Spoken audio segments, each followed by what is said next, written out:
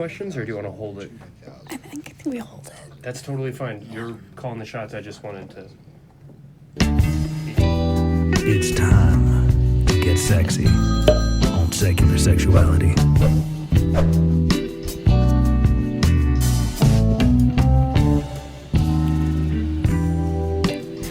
Good evening and welcome to Secular Sexuality. I'm Bianca, and with me is Christy Powell as always. Howdy. Today we are joined by Danielle Savory, who is a sex coach and host of the podcast It's My Pleasure. Hi Danielle, how are you doing? Wonderful. I'm so excited to be here. Oh my gosh, we're excited to have you. Danielle and I knew each other back in Portland. Oh. Yeah, so it's very exciting to get to talk with you now that you're all set up and professional and making waves. Yes. And I got to visit you in Austin. What was that, like a month ago? Yeah, we went to Torchy's. It was a lot of fun. Okay, so I guess we'll jump in and just ask you to introduce yourself a little bit. So tell us a little bit about your background and your current work. What do you do? Yeah, great question. Always so many layers. So my background, I'm a sex coach I'm a sex coach and mindfulness. There's no sound coming from Wirecast.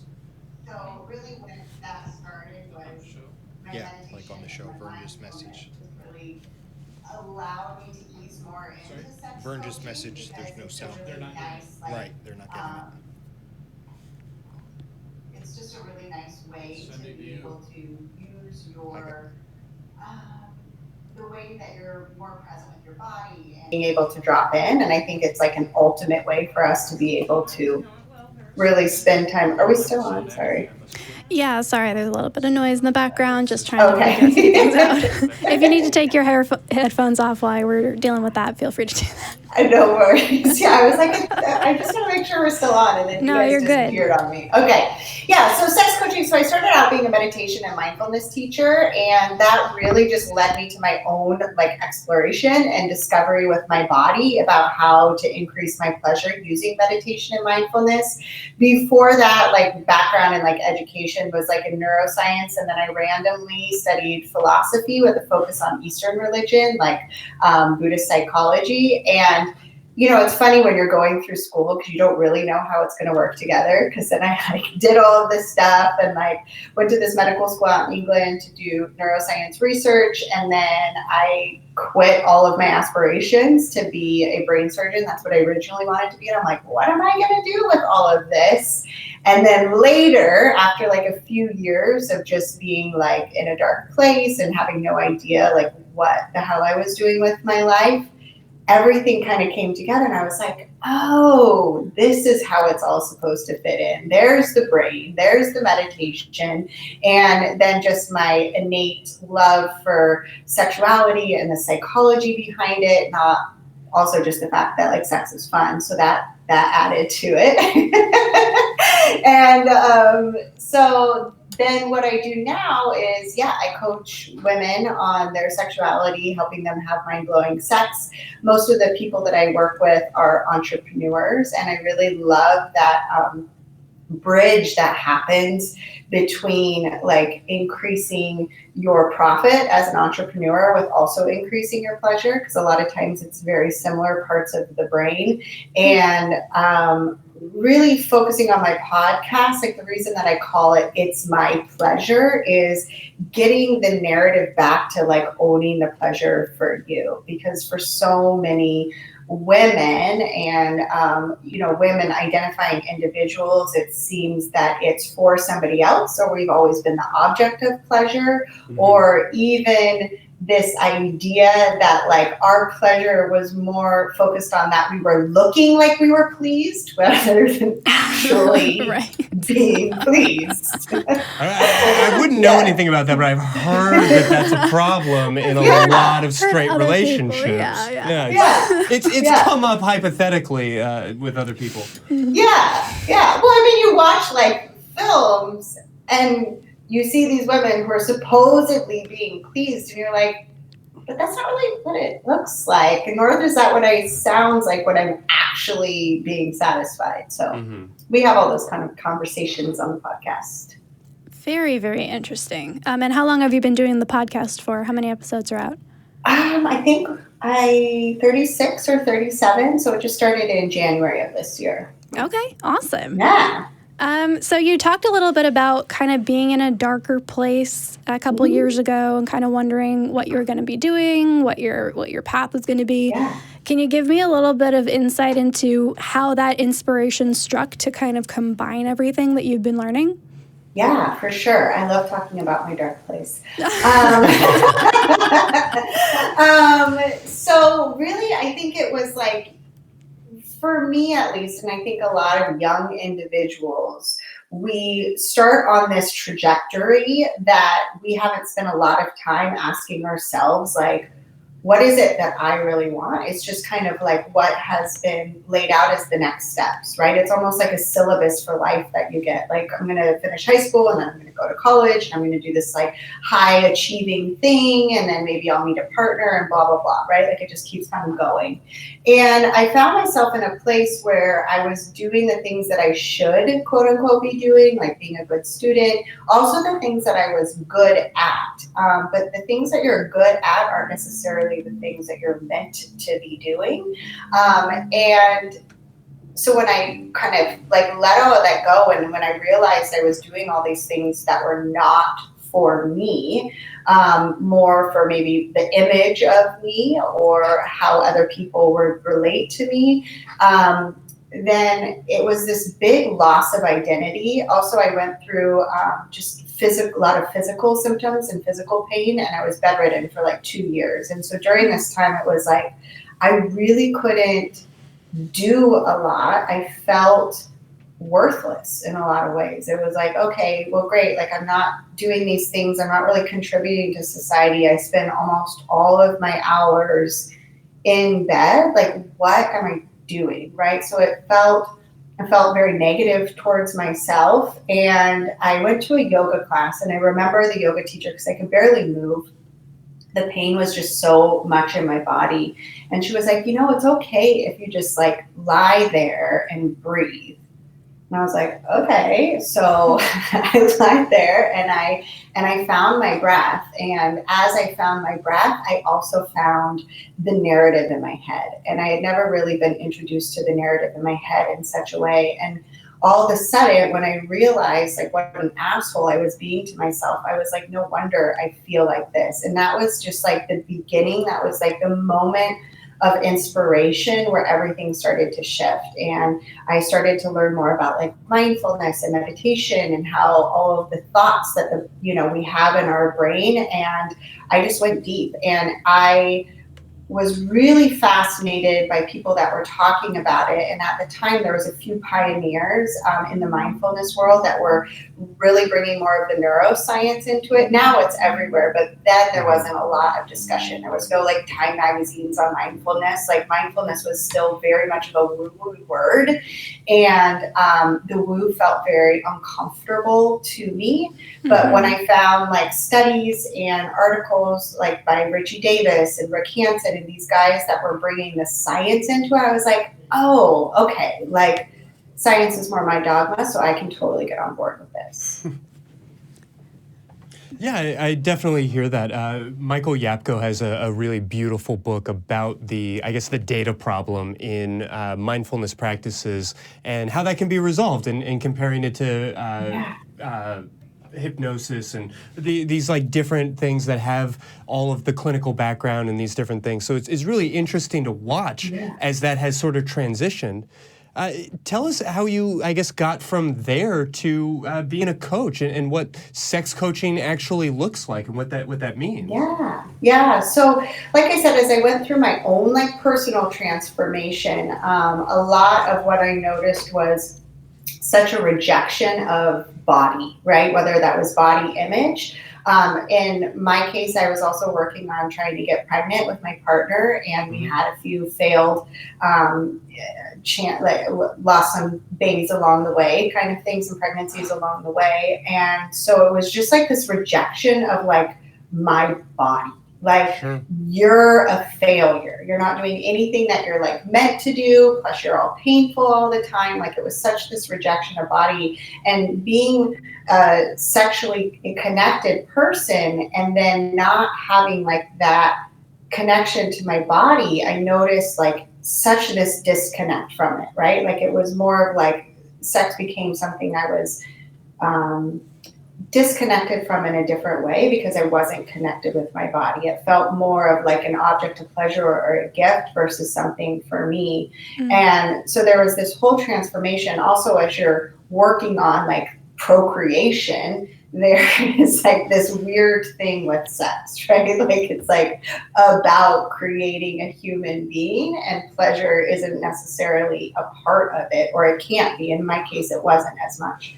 And so, so I just kept going down that. And as I really went deeper into more of the self-development world, the science behind it, the psychology of it, I was like, I want to help other people like not feel like shit all the time. Oops, am I allowed to swear? Oh, yes. Oh, yeah. Okay. Fucking please do. I guess I'm just curious for anybody in the audience who might want to hire you, who might want to hire somebody like you. I mean, what does it look like on a day-to-day basis to go through sex coaching? Yeah, so it's interesting because a lot of people think we just sit and talk about sex all the time.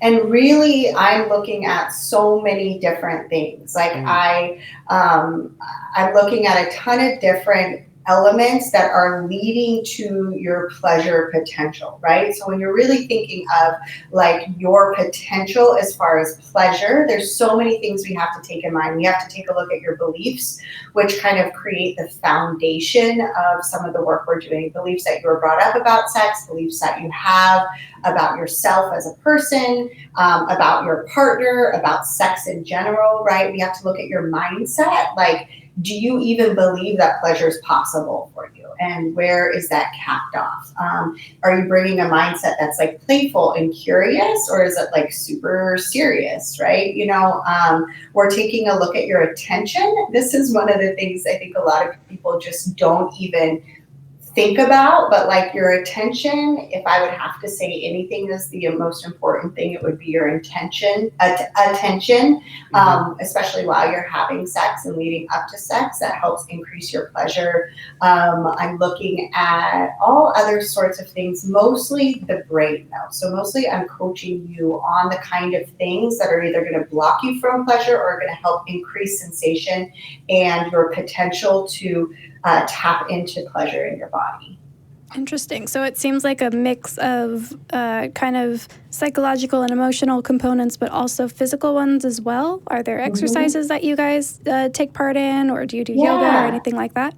I don't do yoga, but I definitely have exercises. So not to get super nerdy, but there's actually, you know, like pleasure is a perception, right? So how do we help increase the perception of pleasure or create the right context for that perception of pleasure to be elevated, right? And so when we're working with the brain and we're working with like the practices are more focused on the like meditation and mindfulness type of practices, right? I might have them bring a mindfulness practice to a self-pleasuring session. I'm not doing a self-pleasuring session with them or guiding them through it, right? But I might take them through a practice where during our session, they're on their phone, connecting them more deeply with their hand, because there's a part of the brain called the insula, and like the insula is like responsible for interoception. That's like our ability to pick up on sensations in our body. Like if you feel hungry, you're like, oh, there it is, right? But a lot of us are disconnected from this. But this part of your brain, you can actually like increase the gray matter. So that's like increasing its ability to tap into sensation. And so there's practices that I do to help like grow that it's not a muscle, but like help to grow the muscle of awareness of sensation. And they have found that like women with like bulkier insulas have way better orgasms than other women. So that's one of the things we focus on.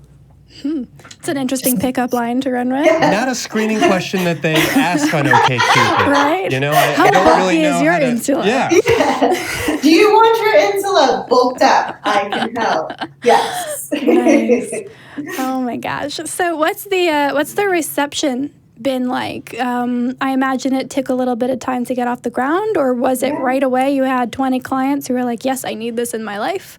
Yeah, that's a great question. I think that it took a little bit longer. It's interesting. I mean, it took me a little bit longer, honestly, like my own reception, because talking about, as I'm sure you guys can relate to, talking about this type of a topic that most people aren't having conversation about is putting yourself in a more vulnerable place for judgment and for criticism, right? Mm-hmm. So I think for myself, even like getting past that place where it was okay, like especially like in a social media realm, or knowing people in real life that are like uncomfortable with it, right? Like my husband's coworkers or something like that. Mm-hmm.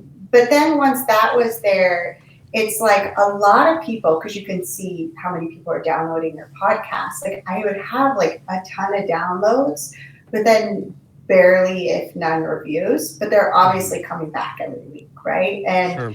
And I think this is the interesting thing, and I was talking to one of my clients about this recently, was like with a lot of coaches, because I've done other kinds of coaching, right? Like when you're getting great results, you're like, oh my God, hire Danielle. Like I just made this much more money in my company. Right. Where there's like this sense almost of shame for hiring a sex coach. Mm-hmm. Like I should be, like the common theme is like, I should be able to figure this out on my own. Mm-hmm. I should be okay with sex. And I'm like, I don't want anybody to, like, some people do feel like they need me. They're like, I'm like rock bottom with my sex, like help me for sure. And like, why would you think that you couldn't use support in the one area that we're denied to ever really have honest conversations about? Like, wouldn't you actually think this is like an area we need the most support in, just because biologically we can procreate? The New England Patriots have a coach, you know, like being successful and being coached are not working against each other. But I definitely hear the shame you're talking about. I mean, here we are every week for an hour and a half on a show called Secular Sexuality, talking about sex. And yet, in the moments before the show started, V jumped into the YouTube chat and said that, hey, sexy people, let's get excited to talk about sex, sex, sex. And YouTube blocked that comment. On Secular Sexuality, the word sex used so gratuitously, I know, 3 whole times. 3 whole times was considered inappropriate. And so it got cut out because that's the society that we live in. And it's not just a computer programming issue. People programmed that computer. Yeah, completely. And I love, like you just said about like the New England Patriots, right? Like, I mean, they're not a team that I really like, but anyway. Yeah, I don't even feel good about that either as a Saints fan, but you know, it came out that way. But regardless, right? Like that's the thing. Like you look at Olympic athletes, they all have coaches. They're the best motherfuckers in the world at what they do, and they still have a coach. Mm-hmm. I will always have a coach, like of some kind, not necessarily like I don't have a sex coach, right? But like this is always something you can work on. Like why wouldn't you want support to like move into a potential in one area of your life that could really like just like completely explode out and help all the other parts of your life as well? Yeah, it seems weird that it's something that we expect to be good at right away, too. Like, there's no other activity where we're like, okay, go be perfect right away. Like, everything we acknowledge takes time, takes practice. You know, you ask when you've got a question for somebody who's been doing it longer, and that kind of support network just isn't there. We refer to babies as toddlers, not walkers, because they sort of awkwardly toddle around, and then we expect, I mean, depending on where you're coming from, so many of the folks in this audience are coming out of a religious experience where they were told that on their wedding night at 20, 22, 23, we're gonna all of a sudden have blessed by God champagne from the heavens with the angels singing and trumpeting style sex. And then they didn't.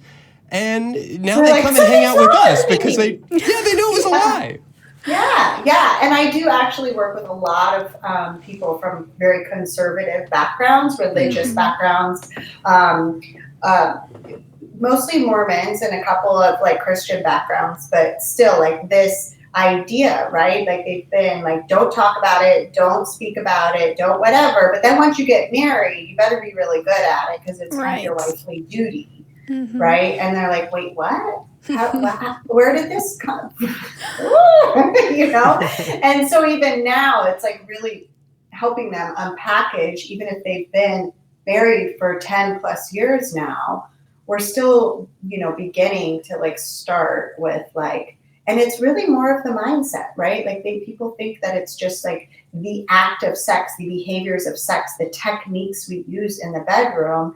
And what I like to show people, like you could totally do missionary all the time and have mind-blowing sex. It's really not about the techniques. It's not about spicing things up, you know. No. With like on the dick Cosmos situation. 27 different tips Whips and all of that.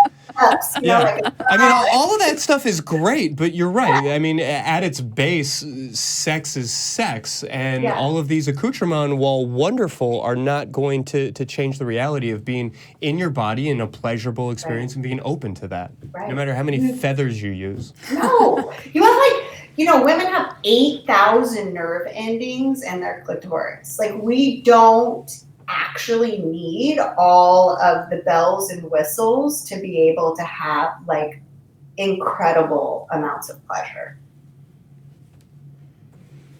Fair to say. Fair to say. Yeah. Absolutely. Okay. I hear it's great. It is. Feeling a little left out over there. It can be. All right. I think we should take a couple calls because we've got a couple on the line. Do we want to talk to Bryce in Ohio first? Yeah, absolutely. Awesome. Hi, Bryce. How are you doing? Hi, I'm doing well. What about you guys? Doing good. Happy you called in. Yeah, how can we help you today? Thank you. I want to give you a quick thank you. All the work you guys do at the ACA, the Atheist Experience show a few years ago was really played a big role in my deconversion, and this show has been great too in terms of sexuality. So, yeah, thank you for that. Oh, thank you. Guess who's going to be on Atheist Experience this Sunday? This guy. Hey, come and join us. Yeah. So, what can we help you with? Pretty cool. So I had a question in regards to, coming from a conservative Christian background. Had certain messages in regards to, like, when I was growing up, junior high and high school, I was, given a certain message in regards to sex. And basically now that I'm not a part of that anymore, I'm an atheist now. And although I don't have kids right now or a kid right now, I definitely would like to at some point in the future. And I was just kind of thinking on my own, just would be kind of nice to know of any resources you guys know of that would recommend in terms of me trying to educate on how to teach junior high school age kids just education about sex and sexuality. Sure. And so, yeah, any resources and any maybe certain mindsets to have during that time period. Just something I was curious of, because, when you grow up in a Christian environment, you're kind of downloading certain messages of, and it's part of the culture too, of even if you don't have kids, you kind of learn these ways to what you should keep in mind when you actually do get to that point. So yeah, I was just curious what thoughts you guys had about that. Yeah, good question. Yeah, well, I would definitely start by reminding yourself not to stress out about it now. That the best way to know how to raise a high schooler is probably to raise a junior higher, and the best way to know how to raise a junior higher is probably to raise a middle schooler. So you'll get there. You don't need to have it all figured out right now. That being said, Parenting Beyond Belief right here on the Atheist Experience Network is an incredible resource and something we'd recommend to you. Sex Positive Families is a guest who's been on this show a number of times and offers incredible resources. So make sure to check check out sexpositivefamilies.org. I'll also make sure to put a link to that in the footnotes to this episode. They're a really wonderful organization. Beyond that, what would y'all recommend? Honestly, for me, if you're talking junior high, high school, probably not before that. I'd say get them on YouTube. Yeah. Yeah, YouTube has some amazing sex positive, teenager friendly content out there. And the best part is it's put out by people of different backgrounds and sexualities and races and upbringings. So it does cover a very large spectrum that I think a lot of traditional sex ed doesn't quite get. And allows for self-direction, sort of that Montessori model. I'm picturing, the 14-year-old, 15-year-old who has questions that they're maybe uncomfortable asking. And so if whether they find themselves asking questions about their own gender, their own sexuality or not, they still have the option to explore things that are maybe not conventionally taught or more readily available. Mm-hmm. Yeah, one thing that I would say, there's a podcast called 6 Minute Sex Ed, and it's a podcast meant for young people. You can also listen to it. It's meant to be listened to as like a family, right? So they have different levels for different age kids, whether it's like young elementary age all the way up to high school. So that the idea is that it's these short kind of introductions, topics, and then you can talk further about it with your parents, and just really helping have that kind of conversation. But more importantly, Bryce, like one of the things, being a mama and raising children in a sex positive way, one of the things to really keep in mind when you're talking to them is the way that we normally talk about sex, we leave out the whole conversation about pleasure. And so reminding them about the element of pleasure, both for the person, both for all of the people involved, right? Whether they're doing self-pleasure or they're wanting to get involved with another individual. And really it comes down to doing your own work. So if you're like, I want to create a feeling of safety with my child, like what do I need to think and believe about sex to begin with, right? So the result of having the thoughts and the beliefs that you had that created, a sense of maybe shame or this part of you kind of being cut off. So what is the opposite that you want to create? Do you want to create like a curiosity? And what kind of mindsets for you specifically? Like what do you need to think and believe about sex that would help you create curiosity? And what do you think would help, like then having those kind of thoughts and beliefs that you can then pass on to your children, right? So really thinking about like that thoughts always create our emotions and our feelings, and they're going to create how we show up in the world. So we can go backwards. Like if we really wanted our kids to feel safe, if we wanted them to feel curious, if we wanted them to feel empowered, what are some of the thoughts and the beliefs that create curiosity? Does that make sense? Yeah, sounds good. I definitely appreciate those resources. I don't think I've heard of them, especially the 6 Minute Sex Ed. That sounds pretty interesting. I'll check that out for sure. And I appreciate your guys' resource suggestions, and it's definitely not something I'm stressed out about. I'm not calling in like, oh gosh, what do I do? That's not my attitude for sure. But I know it might sound, when you're going through a deconversion process like I did, with sex kind of being a big part of how religion affected you, and when you're deconverting it, that's actually one of the things I thought of. It's like, well, damn, like how the hell do I approach this now from a secular perspective, Oh, yeah. Well, and just to remember that you have already fought 90% of the battle by even asking the question. How many parents in a sincere and curious way really do. So you're ahead of the game. You're going to be in great shape, but I'm glad that you're interested, that you're asking these questions. Cool. And just to ask real quick about that parenting beyond belief, is that did you say that was through the ACA? Yes, it Yes. is. Yeah, that's part of the Atheist Experience Network put on here by the Atheist Community of Austin. So you should be able to find it right there on your YouTubes, on your Spreaker, on your Spotify, on your iTunes, everywhere fine podcasts are podcasted.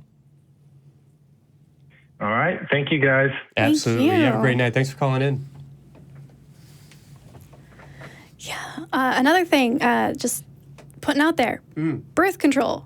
Talk about birth control Yeah.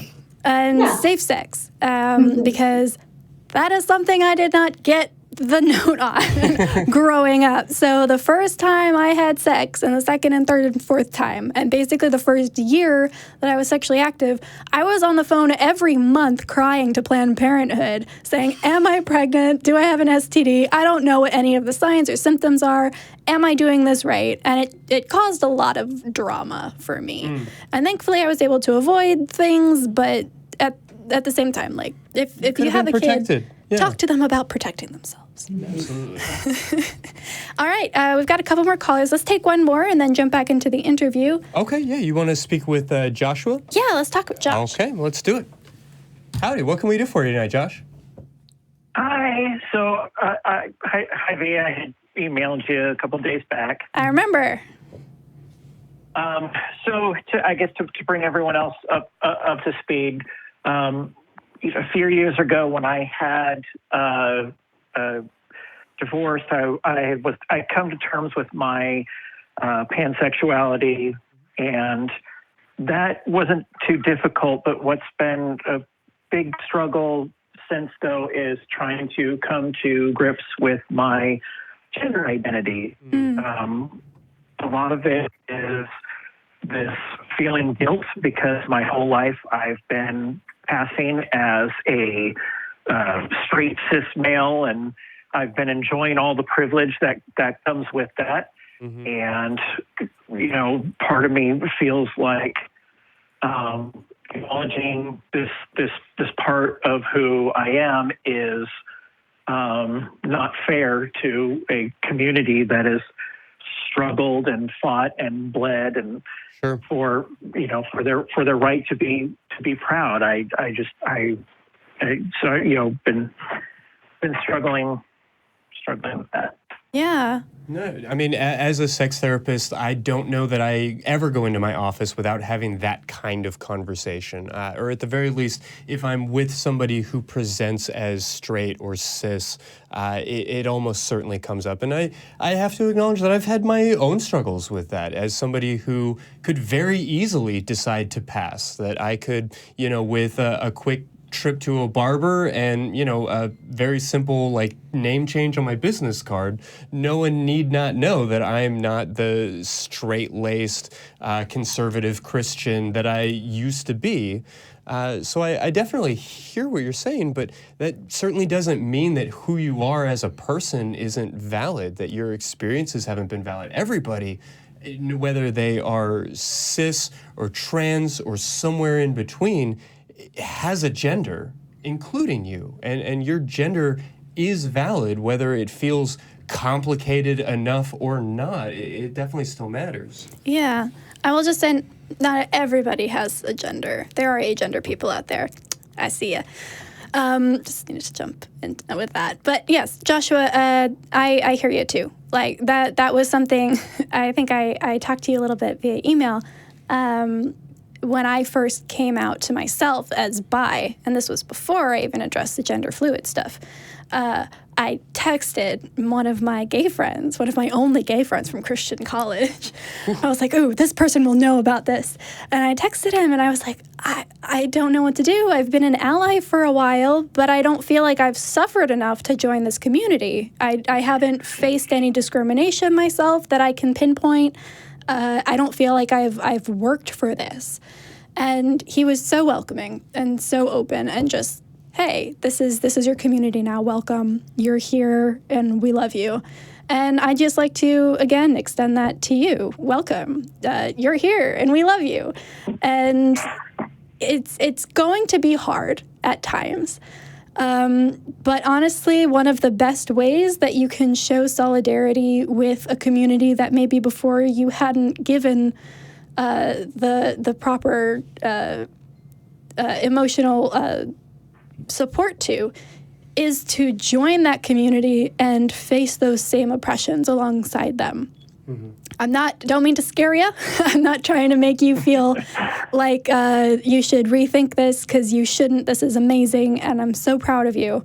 But you are going to face struggles now. If you come out, if you are the person and you are true to who you want to be, there are going to be times where you face the kind of discrimination that maybe you perpetrated earlier in your life.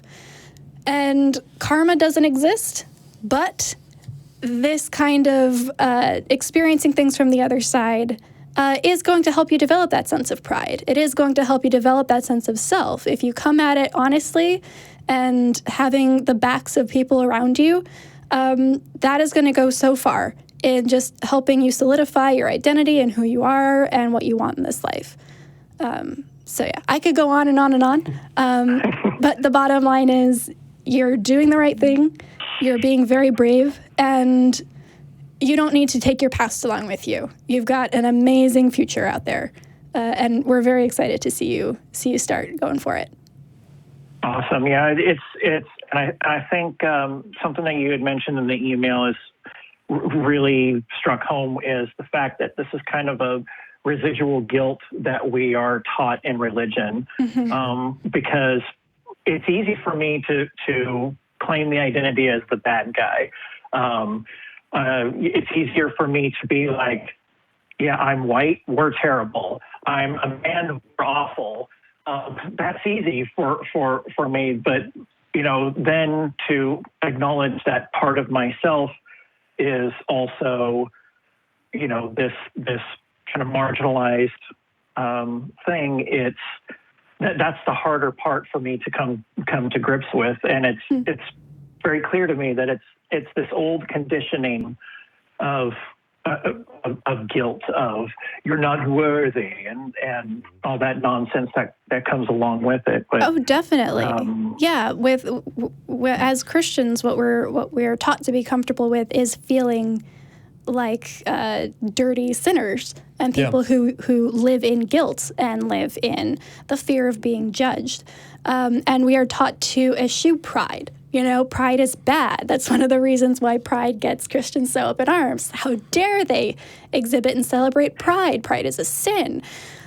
So what you're doing is flipping that script. You don't need to feel guilty anymore. That's not a useful emotion right now for you.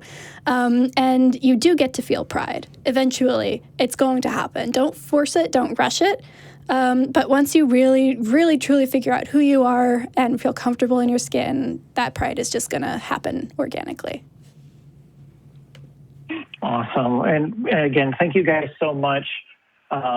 Everything you guys do with this show and with the ACA, it helps a lot of people. I know it's not just me out there that hears a lot of the things you guys say and finds hope and meaning and finds confidence. So thank you. Thank you so much for calling in, Joshua. Absolutely. Glad to hear it.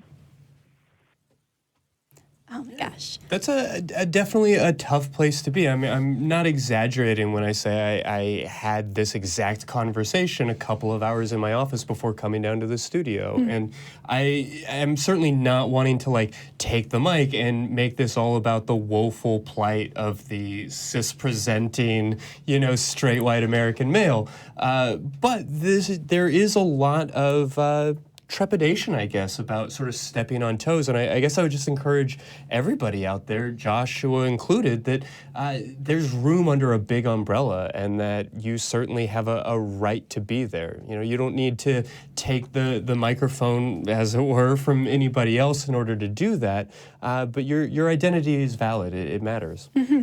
Oh, definitely. Oh my gosh, I love talking with people. Sure. This is awesome.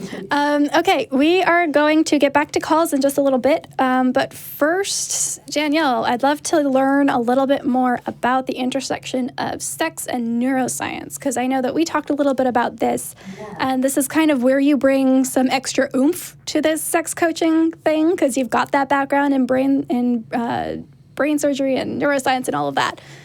So tell us a little bit about how those two link up. I guess the question would be, how do they not link up? But yes. Well, one of the things I think that is so fascinating about, and Christy, I think you probably can relate, right? Like about sex therapy. I didn't realize you're a sex therapist until you mentioned it, so that's so fun. Hey!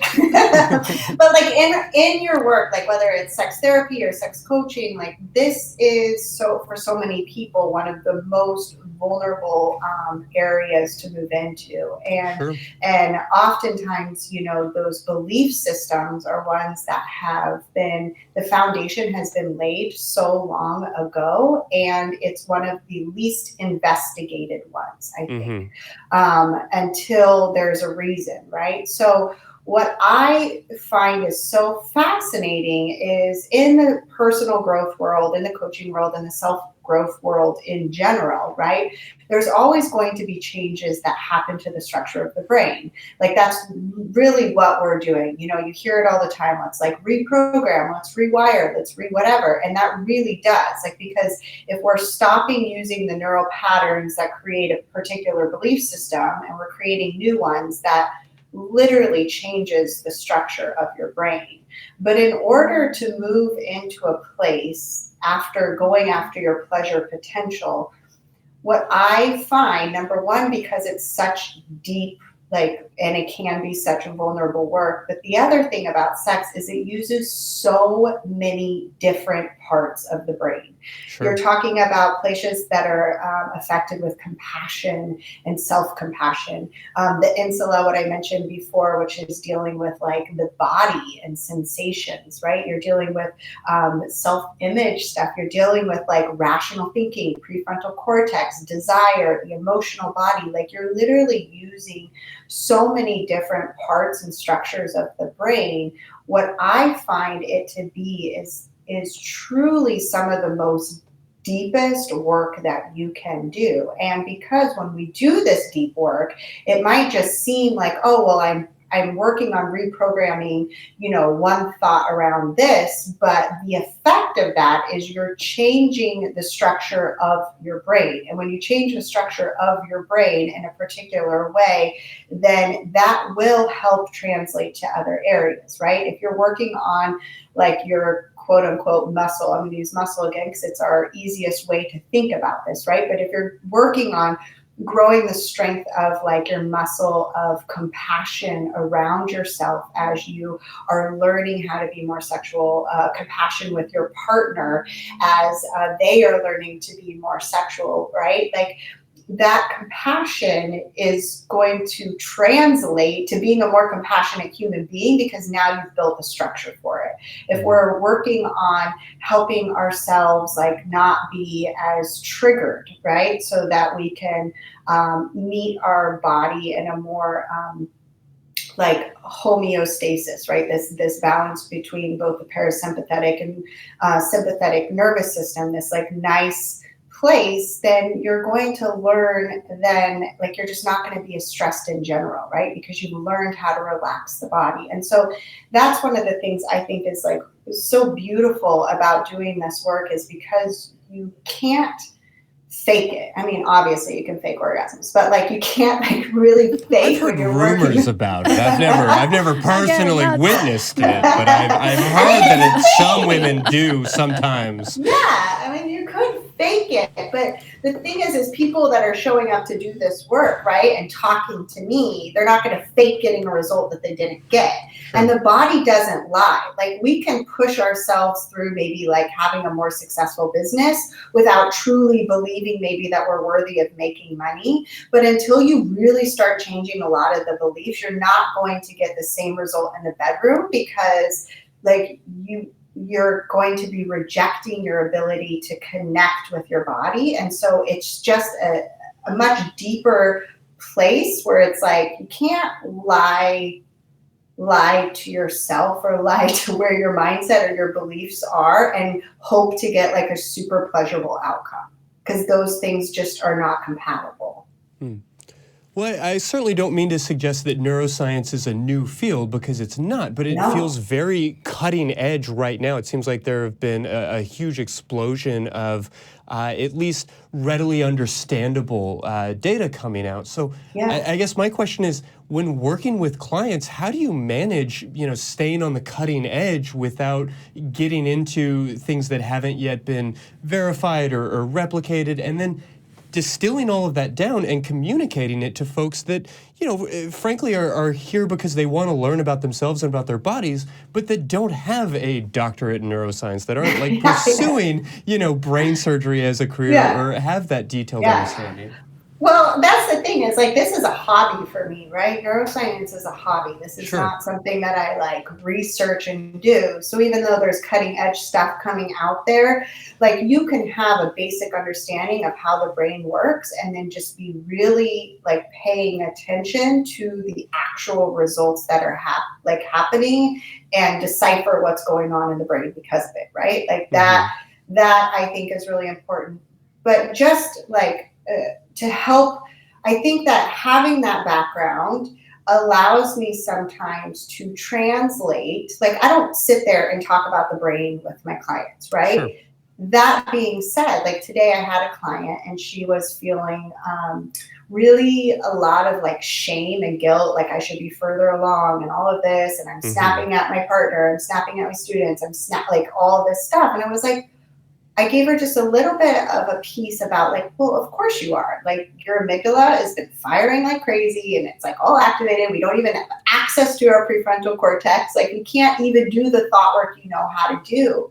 And it gave her such a sense of relief. Like, you could immediately see her shoulders relaxing away from her ears, because when you explain what's going on in the brain, all of a sudden people have permission to believe that there's nothing wrong with them.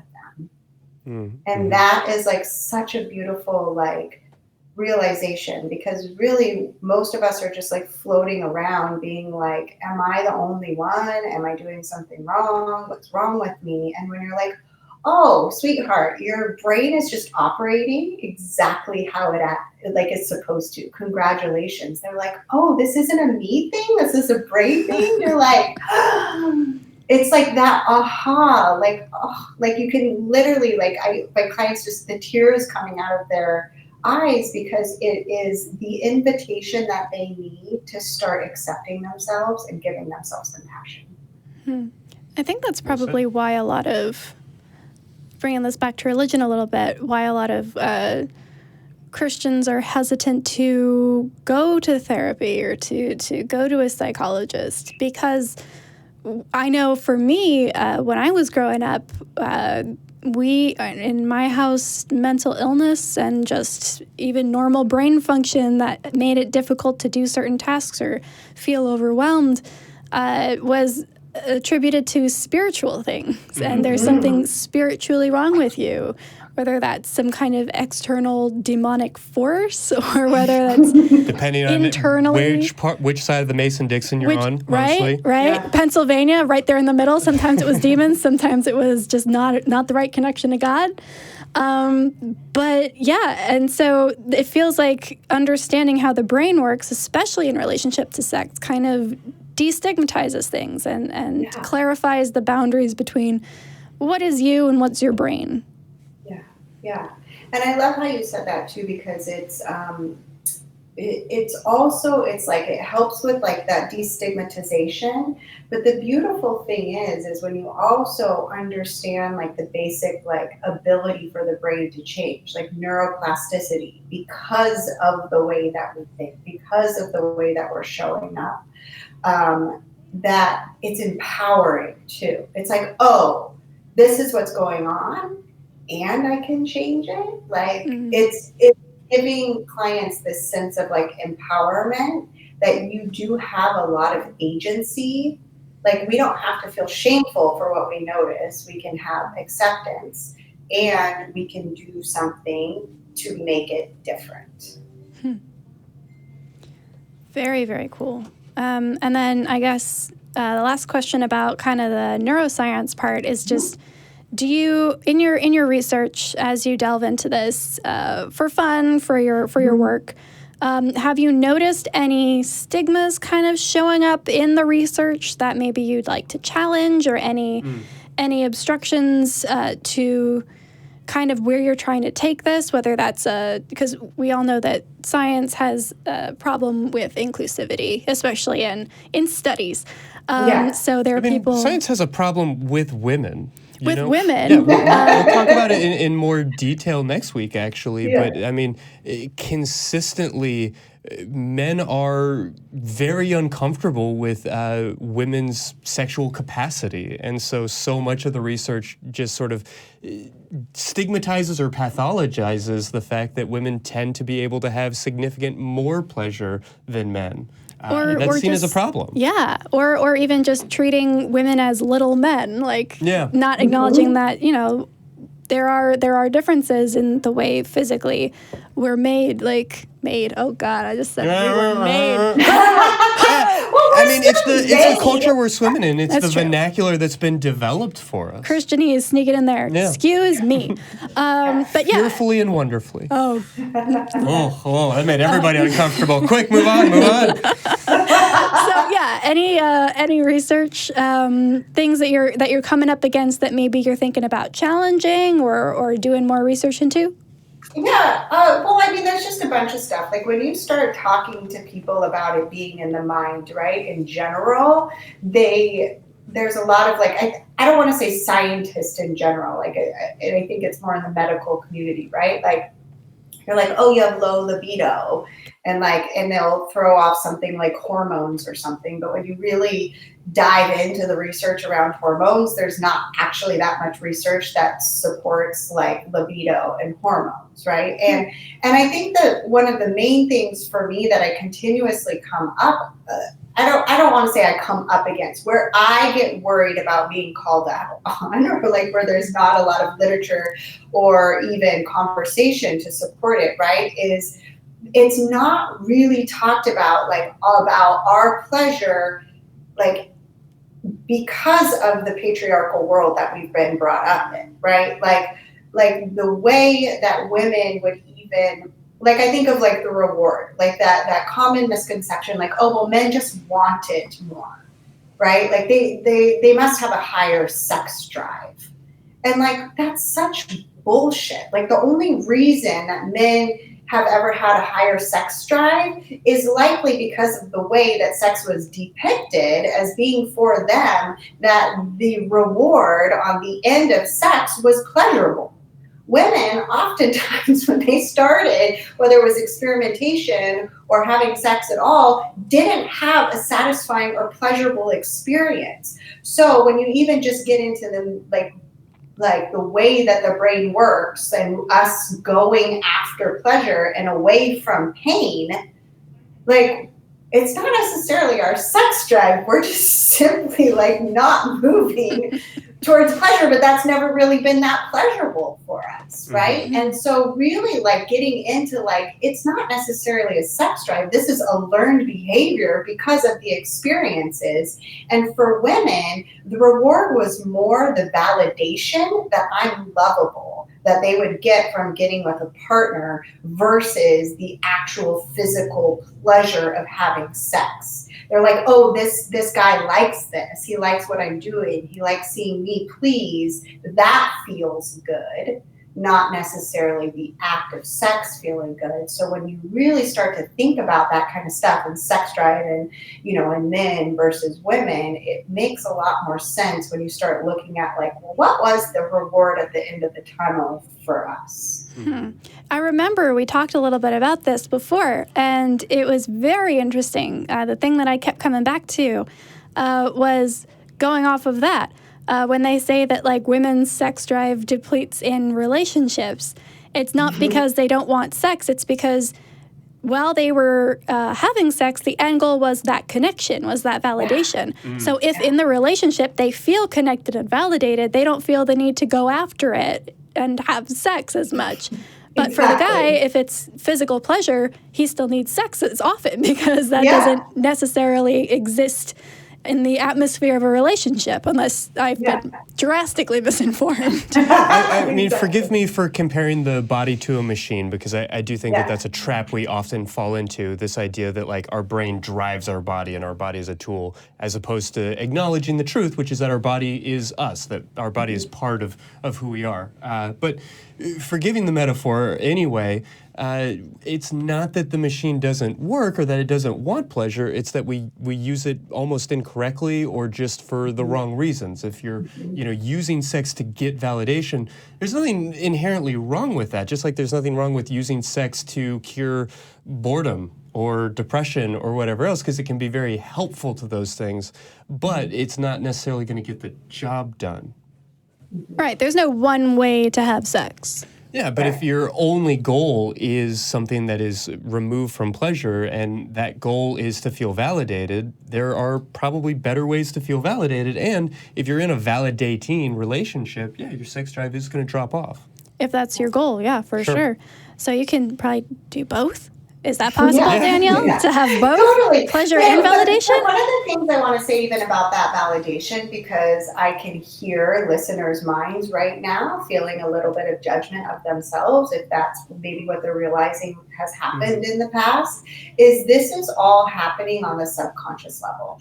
It's not like you're going out and you're like, you know what, I need some validation because I feel like shit about myself, so I'm going to go, have some sex and get validation. It's not like this, going. Man, I'm feeling really invalid right now. Okay, go get some dick. Give it to me, right? It's not. It's not this kind of thing. And he likes me to moan really loud. That's what they show on the videos, right? This is not something that we're doing. This is the way the brain is wired, right? It goes after connection. It goes that sense of belonging, right? It wants satisfaction and it wants safety, and that is the main driving forces. And these are being driven in a different part of the brain than the conscious thinking part. These are survival sort of things that are going on. Right. I guess you could make the evolutionary case that for women, for a large portion of our history, if they had that validation and that connection, then they were being provided for and they were safe and they could raise kids in a safe environment. So there is definitely that evolutionary psychology factor in there, I'd imagine. Exactly. You're exactly right. And that's why it's so beautiful, because we're getting to this place where women are finding safety and validation and connection from themselves, from their community, that it is now sex has the opportunity to be looked at as something to be pleasurable for them, just for the sake of pleasure and nothing else, which is really liberating and a beautiful place that we're in right now. Yes, agreed. We have a couple callers, I think, on the line. Sure. Would you like to talk to Michelle? Yeah, let's talk to Michelle in Arizona. Great. Hey, Michelle, how are you doing? Hello, I'm doing good. Love your show. I've been watching it since the beginning, and you guys are just wonderful. Thank you so much. Let me tell you about myself a little bit. I'm trans, pan, and poly. Nice. I've also been a submissive in the BDSM lifestyle as a submissive for 30 years. Well, almost 30. But 5 years ago, I didn't know I was a girl yet. And my then dame, she was pegging me one night, and she said, "You're enjoying this way too much, so I'm going to be her girl." And that night I was in a little cute little cami and panties that matched, and I felt wonderful in it. Mm-hmm. And she started feminizing me, training me as a sissy, and that was fun too. And during that time, I, being a good submissive, I wanted to, please her and, feel, do the parts. So I was teaching myself how to move and talk and move, kind of like a girl.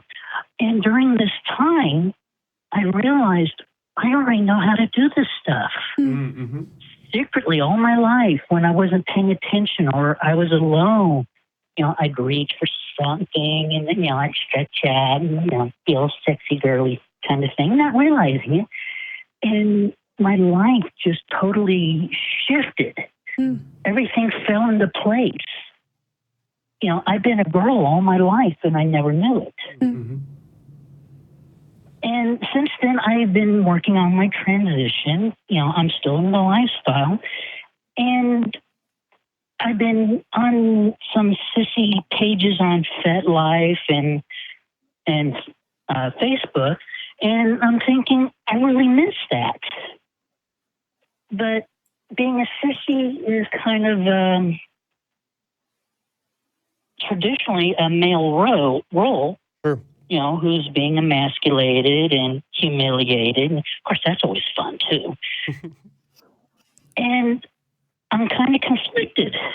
And I was hoping for some advice on how I might rectify this, because like recapture that magic a little bit.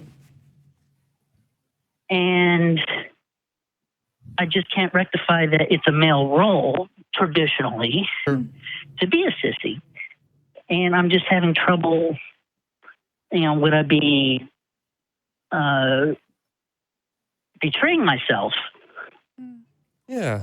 No, I think that's a really valid question and a difficult place that you find yourself in the sense that there's really not a direct female corollary for a female sissy per se. And I think that is a really interesting commentary on how we view women in this society, the idea that treating a man like a woman is a sort of inherently degrading thing, whereas treating a woman like a man is not at all received the same way.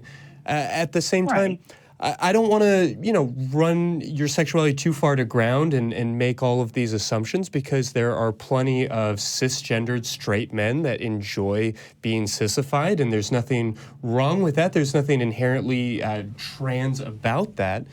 At the same time, I wonder if part of what that was scratching, the itch that was getting taken care of there, wasn't this gendered aspect, this piece of your identity that was only coming out in certain places. And I don't know that you'll necessarily be able to recreate or recapture that exact moment or that exact feeling in any particular way, but I also don't know that there aren't plenty of incredible, sexy opportunities still ahead of you. I mean, there's certainly nothing wrong with being a woman who role plays as a man who's being sissified. I don't know if that really scratches those itches, but I want to point out that that's a valid action. And there's nothing weird or creepy or gross or gender betraying or problematic about exploring that fantasy in a private, safe way. Okay. The way you just described it sounds like Victor Victoria. I definitely feel that in a way. I do not identify as just a woman. I am non-binary.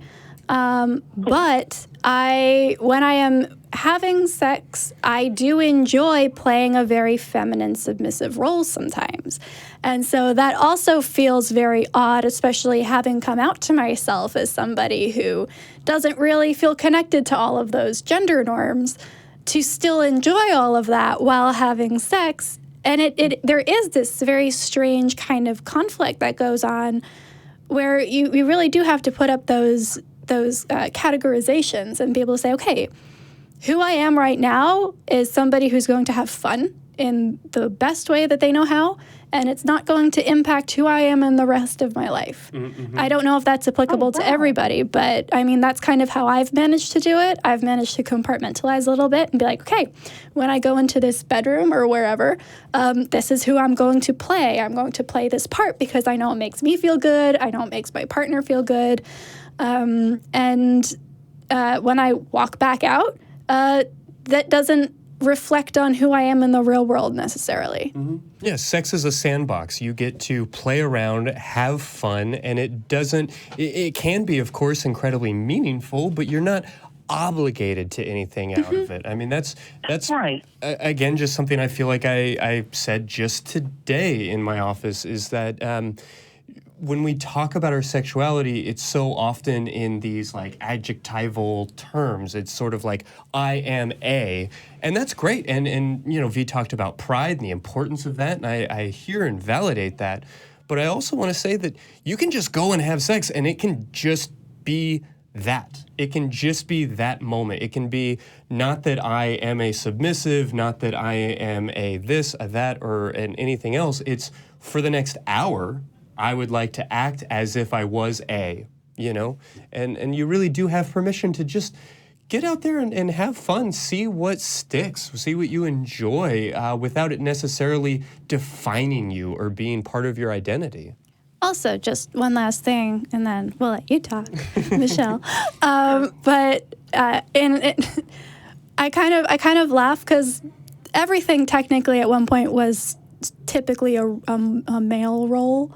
Yeah, if it's a job, So, if it's a, I mean, if it's a thing that Basically, people do. the entire history of the last 100 years has been going into those spaces and saying, "Hey, this isn't just for men." So if you wanted to take that into the sissy If you world, can drive then a car or conduct commerce or read and write or any of these Yeah. things, you're already violating somebody's gender norm. Hey, So do it. you go and enjoy. Okay. That sounds really helpful. Almost sounds like that I just kind of need to expand my mindset. Yeah, and also On giving the yourself roll. some patience because this is pretty new. I mean, Yeah. I don't want to come in like 5 years into your journey and could tell you that this is all brand new and you haven't figured anything out because clearly it sounds like you have. But I also hope that you're having some patience with yourself because as you come to terms with this and, you know, whether you are transitioning with hormones or any other active steps in that sense, your body is changing just by simple fact that time is passing. You know, everything is just a moment in time. And so all of this is going to continue to change for better or for worse, whether you want it to or not. And it's okay to just sort of ride that out a bit until things get to where you want them to be. Ooh, getting all Ecclesiastes up in here. Yeah, right? Okay. I guess I deserved that. Like I threw my Bible at you. You can throw yours at mine. It's fine. Well, actually, no, I am totally on hormones. In fact, I'm having my third birthday next week. Oh, congratulations. Yeah, so that's definitely a dramatic change to your body's physical experience. And Danielle, I hate to shut you out here. I'd love to hear what you might have to say about how the hormones and everything else, the transition, just the mental and physical experience that goes along with that might affect sexuality. Yeah, you know, honestly, like I don't want to act like an expert, especially when it comes to hormones with Sure. transitioning, because that's not an area that I've spent a lot of time studying. But I love, Michelle, just going back to what you said, like the mindset, right? It's just like, just feeding more off of what they said. It's the allowing yourself, like, what am I making this mean about me, right? Like, and versus like, like pleasure is possible for me as a sexual being. It doesn't necessarily have to equate to meaning something or creating some kind of identity. And so I think it's like usually when we are making something mean something about us in a negative way, right? Or it's creating like a question of like, am I betraying myself in some way?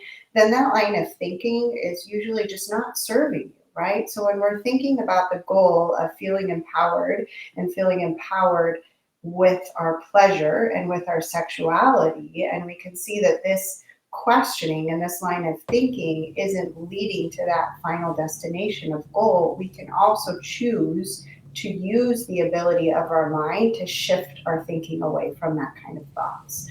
Right? So it's like, can I just show up and be there and enjoy myself sexually? Because that's leading me and it feels really good and it's pleasure.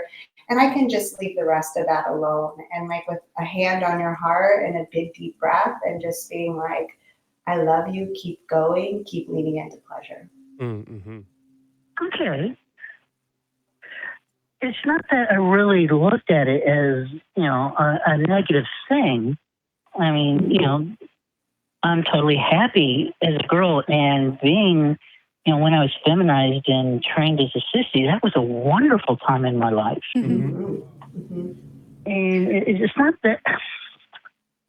It's really hard to describe. Yeah. And I didn't mean to label it as like a it's negative. More like I used to be a square peg, and then I got my edges rounded off, and now I don't fit back into the square hole anymore. Mm-hmm.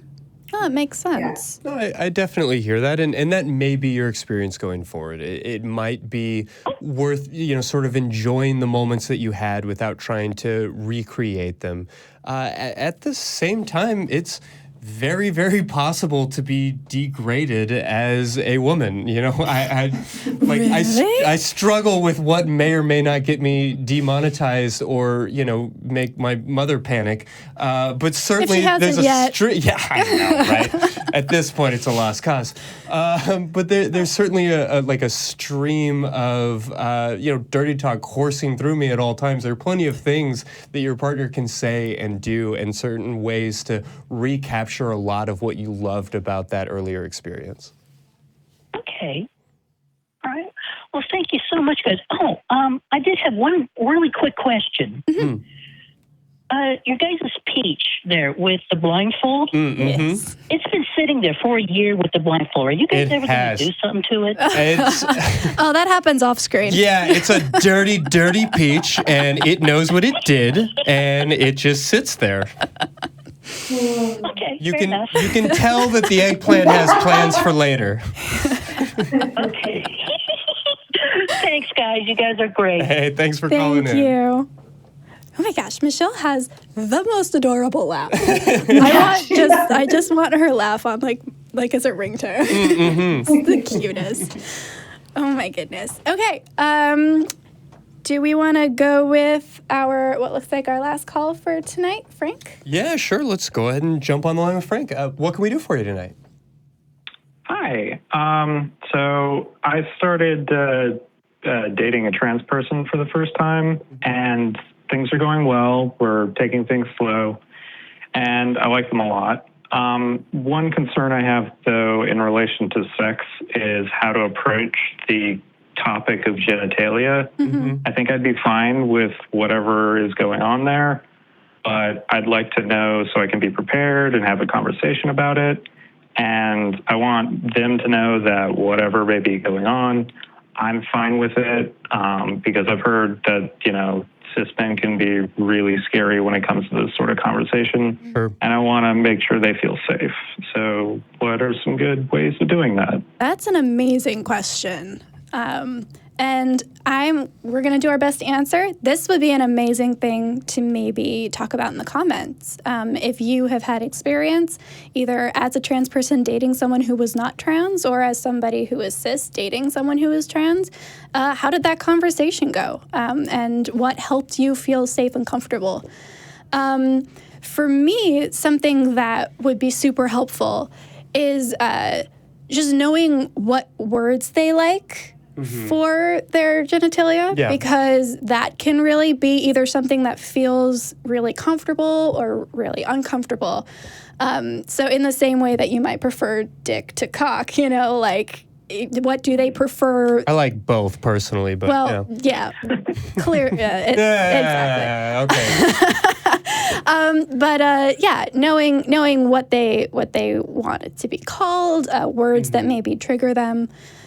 So that might be a very easy way to kind of start that conversation and say, hey, as we're talking about this, what are some words that maybe you want me to use while we're having sex? Or what are some words you'd like me to avoid? Yeah, I think V has a great insight there that that can be, a very important thing is to make sure you're using the right terminology or the preferred terminology, but B, that can also be a great introduction to the conversation to just say, how do you like your genitals described? What do you like? What words do you like using?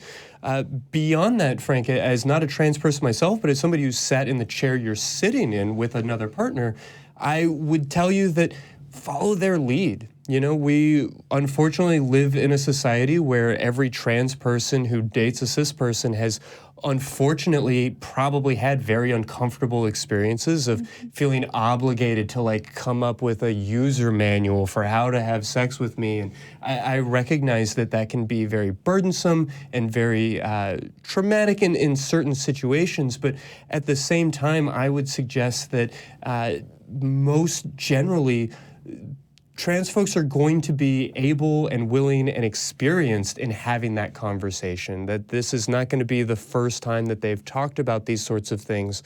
And so being receptive and open and curious, you know, without trying to drive the conversation, without trying to say, I need to know X, Y, and Z, you know, certainly whatever you need to feel comfortable and examining that carefully, but doing what you need to do is one thing, but asking them what they think is appropriate, what information is necessary, and informing yourself, you know, recognizing that whatever their experience has been, whether they are on hormones, whether they have had bottom surgery, whatever their position or status is, that they're functioning, whether it's a vulva or a penis, whether it's a former vulva or a former penis, is going to be different and unique, just like every person is unique. So going into that with something of an understanding of what a penis that has been taking female hormone replacement therapies for years looks like compared to a conventional penis. Compared to a penis that has been transitioned into a vulva, and having some vague understanding of what you might be encountering, while also really giving them the opportunity to take the lead and respecting their journey and their insights and their desires. Mm-hmm. Another thing that might be helpful, and this is just speculation, I don't want to speak for anybody, but it might be helpful to kind of get in the mood by asking them to tell you about a time that they had really great sex, or of a fantasy that they have about having sex. And maybe through that as well, you might be able to gauge a little bit about how they relate to their body, how they prefer a partner to relate to their body. So yeah, kind of getting in the mood by having that conversation. And I've talked about this with a couple of people about how the idea of getting in the mood, like ruining the mood by talking about sex, is bullshit. Like if the mood is going to be ruined totally and you're not having sex if you ask about sex, then it wasn't going to be good sex anyway. So just having that conversation, and honestly, even just saying it as straightforward as you asked us. I mean, that was extremely thoughtful and respectful and honest. And I think your partner is lucky to have somebody who's as forthright and willing to work with them. Oh, well, thank you very much. Yeah, so we definitely appreciate you calling, and I'd also like to say that this is a great opportunity, like V said, for people to pile on in the comments. So, Frank, I would definitely recommend that you come back after the show, after folks have had a chance to watch. We would love to hear from everybody who has more to offer, who has been on both sides of that conversation or either side of that conversation, and can give us your point of view. So, thank you so much for calling in, Frank, and to everybody who I'm hoping will crowdsource these answers for you. All right, great. Well, thanks a lot. Thank you for calling in. Amazing. We had some good calls tonight. Yeah, some really wonderful people asking important questions, you know. Yes. It's really, I guess, validating to just know that these conversations are happening. I know, and to be even just a listener, it's amazing. Okay, Danielle, we've got a couple of questions that we can take away for the rest of the night. We're going to be wrapping up here soon, but I guess, what are some takeaways that we could bring into our own sex lives moving forward? If you wanted to give our audience just, hey, here's one tip that might help things go a little bit better in the bedroom, what would that be? I love just the tip. So one thing that I would like to say is really the power of the mind to help increase sensation, right? So I think a lot of people, as far as sex is concerned, they're worried that maybe they're not experiencing a lot of pleasure or experiencing sensation. One of the things that I always have my clients start with is prompting your brain that pleasure is possible. Right. So we often are like, oh gosh, like it's like maybe it's like a chore, or like I don't know how this is going to go, or like there's some other kind of narrative that's going on. Or if you've been in a relationship or you've had a partner for a really long time, the assumption that you just exactly know where it's going. And so reminding yourself, like, okay, I might be tired, but like pleasure is also possible for me tonight, versus like I'm just sitting in this place of like comfort, or I'm tired, so I'm just gonna like zone out and watch Netflix. When you begin to prompt your brain with the idea that pleasure is possible, your body has actually a chance to be like, well, actually I'm not as tired as I thought I was, right? Like it's like really helping yourself get in the mindset, because, you know, for women especially, like desire, we want it to precede arousal, but a lot of times arousal happens and then we desire, right? And so it's getting to the place where you have the ability to be aroused, and then you're going to notice desire starting to like course through your body, right? You're wanting it, but it's usually after having been aroused a little bit. And a lot of people are like, well, I just don't have desire. I just want to have more desire.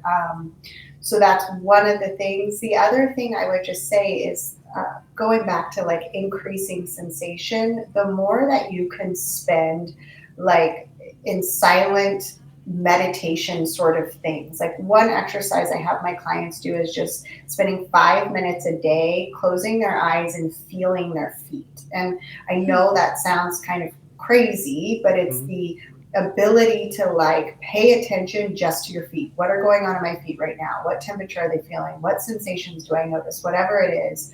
Another one, you can just close your eyes and like hold your hand out, and it's giving your brain something to focus on. So you're like, how do I know my hand exists?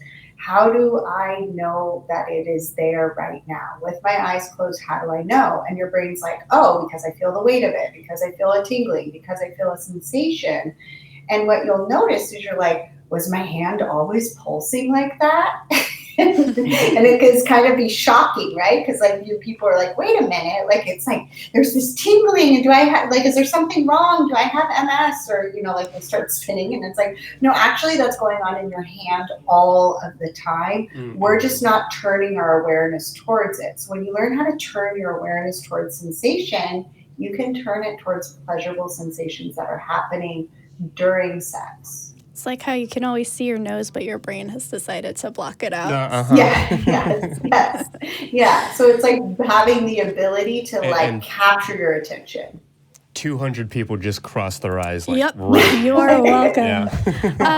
So I thought it would be fun to kind of do like a quick one-off where we each asked you a super quick question. Yeah. 30-second sex coaching. 30-second sex coaching. I'll do my best. New segment. Okay. So I am currently single and super busy. I do not even have time for first dates.